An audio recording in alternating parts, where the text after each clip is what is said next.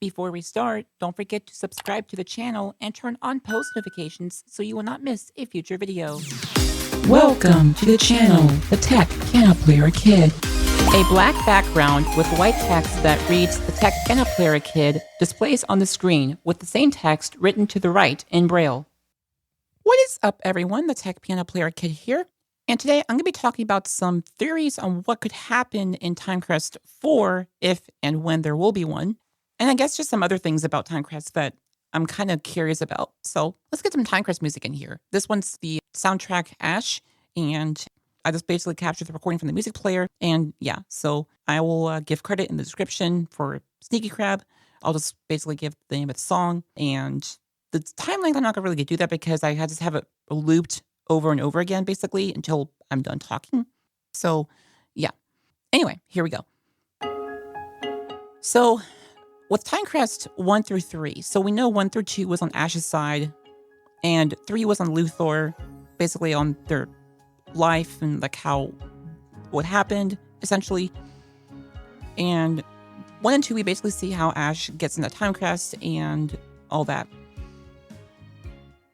Now, my question is, how did Ash get into TimeCrest, but Ash didn't know any spells, per se? You know, was it Kronos doing? Was it Ignis doing? Was it Ezra's doing? Was it a mixture of all three, or a mixture of one or the other, whatever? I don't know. I'm just curious on that. And another thing is, I don't know. There's a lot of things that I'm just very curious about because there's some questions that haven't been answered.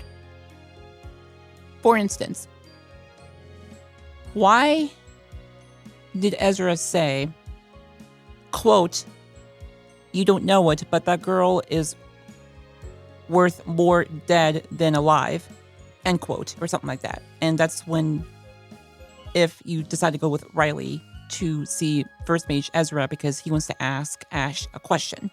Why did he say that? Is there something that he knows about Riley that Ash does not know? Or is there something that happened between them and he just got basically annoyed and he just says that? My other question is, why did Ignis, or if we think it's Ignis, interfere with the trials to basically burn down the mages and do that? But my other question is, why did he do some of them and not all of them? That's my question. I don't know. Ignis, there's a lot of characters in this game that are very complicated. Like Kronos, like I'm not saying Kronos is a bad person, but he's complicated. He's very complicated. But my question is, why? I don't know. There's just a lot of things that are just, it's weird. I mean, a 13-year-old person in the game, like, well, at just 13 years old, he just managed to destroy all of Baldur or whatever. I don't know. It's just weird. But then when you get to know him before that he does that, he just seems like, you know, this ordinary, like 13-year-old and just whatever. I don't know, it's weird. And then there's a lot of things that are just complicated. Now I'm going to give you a spoiler alert. If you decide not to trust Kronos, you know, when Ash is burning by the hands of Ignis at the whatever house they're in, Ash gets a glimpse of, let's say Riley dies, unfortunately, or just anyone, and then Ash will see a glimpse of Riley behind the door. And we find out that the door is basically like an in-between place, if you ask Alvin that question. And again, there'll be a lot of spoilers here, guys, so just heads up on that. So you find that out. Now, here's the thing. When you come back to reality towards the end of the game of TimeCrest 3, Kronos is there, and the fire is put out, and Ignis is there, and they're together, basically, and Ash finds out that those emotions that Ash has are all from Luthor TimeCrest, aka Kronos. And Kronos asks or says, "What will your counterpart do now, Ash?" or something like that. And then Ash is basically just has a lot of things on Ash's mind. Ash is saying a lot of stuff because there's a lot of things on her mind, her mind. And yeah, it gets weird. But according to everyone when I've asked the question, they consider Ash a he, or as a boy, not a girl. So I'll just go with that. But, I guess it's just our own it's our own personal opinion, I guess. So, in my opinion, I guess it's a boy because the way that Ash acts, I guess. So, yeah. Another thing is that, as I said, when Kronos basically asks that question,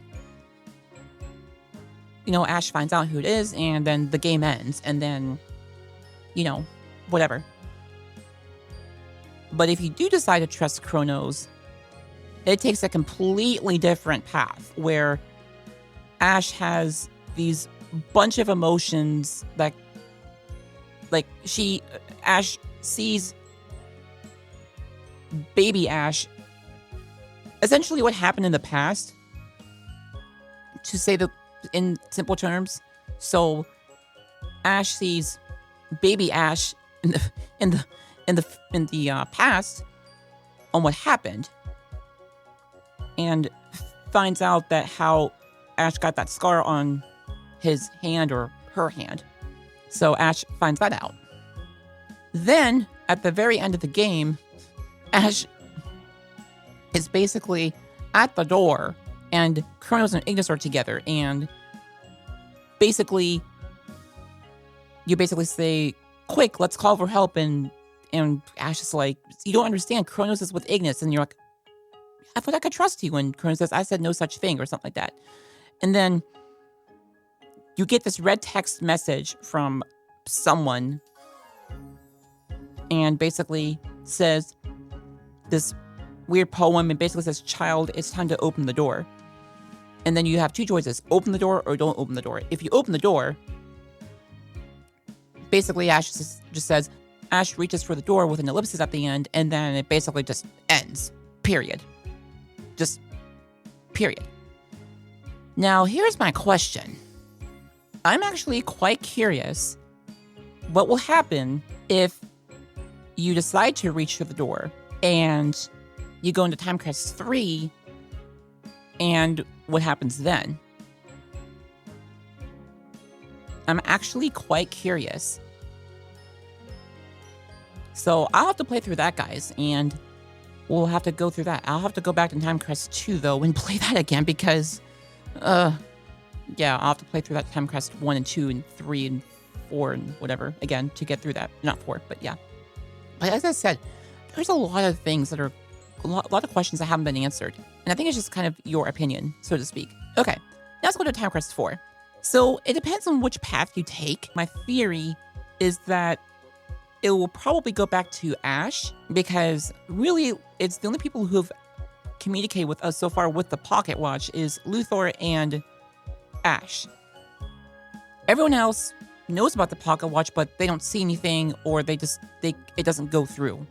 So my guess is it's going to go back to Ash, is my opinion, in Ash's timeline, and you basically will talk to Ash and do basically what you've done before.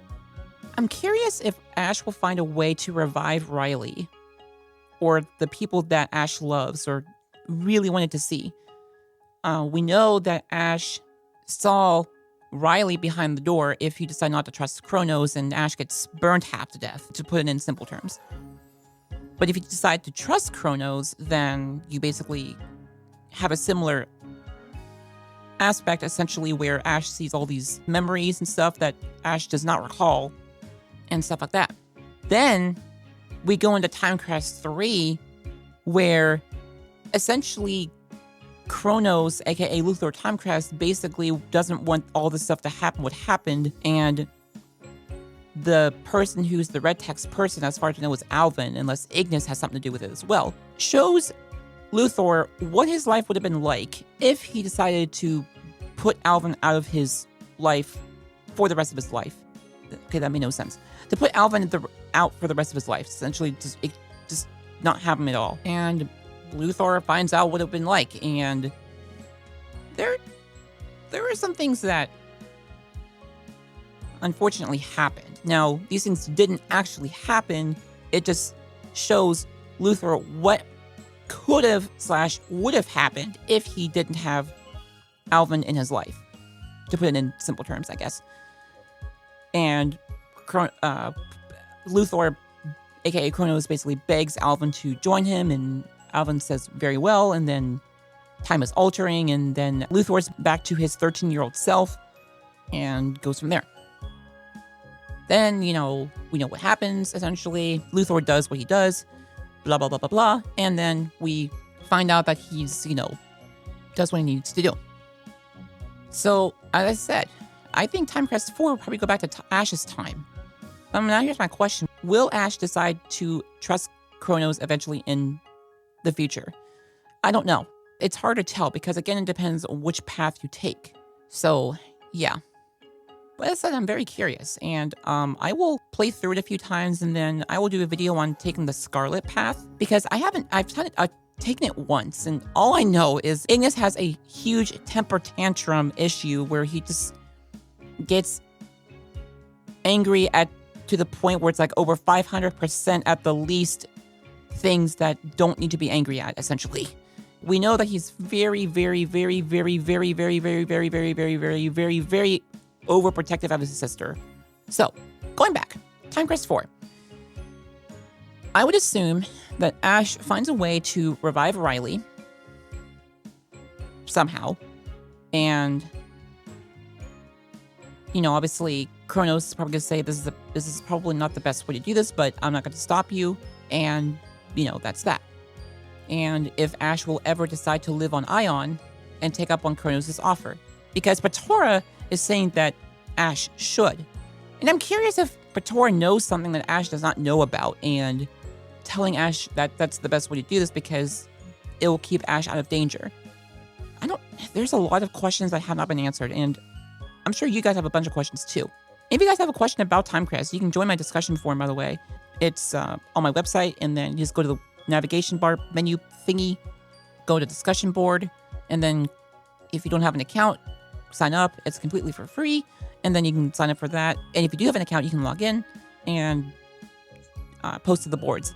Each board has a heading, and underneath that heading, towards the bottom before the next one, is the link that says post new topic, and that will post a topic to that specific board. You can also reply to other boards. I have it set to monitor comments and posts because for security purposes, because I don't know who is on there and how old everyone is, and it's just for a safety thing. So yeah, if you guys have any questions about the discussion board and want to join or whatever, let me know, and then I can help you out with that if you have trouble joining and stuff like this, because you know how technology can be. So that is it for this video, basically. If you guys have any theories on what could happen in TimeCrest 4, leave them down below, because I want to hear you guys' thoughts on TimeCrest 4 and what could happen. Anyway, that's it for today's video.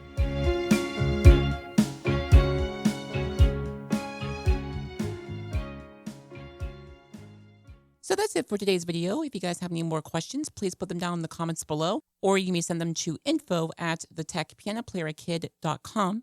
You can also give me a text at 913-312-1325, and if you do not live in the United States, you can text me through WhatsApp and give me a call there as well. I also have a toll-free number that you can use to give me a call at 877-318-8775. Please also follow me and like my Facebook page, The Tech Piano Player Kid, and follow me on Twitter, tech_piano.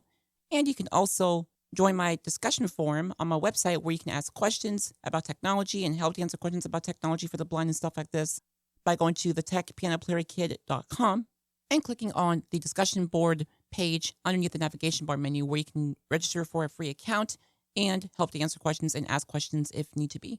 Please make sure that you get permission from your parents if you still need to do so before making an account, just to make sure that you're on the safe side and that you don't want to get in trouble, because we don't want that to happen.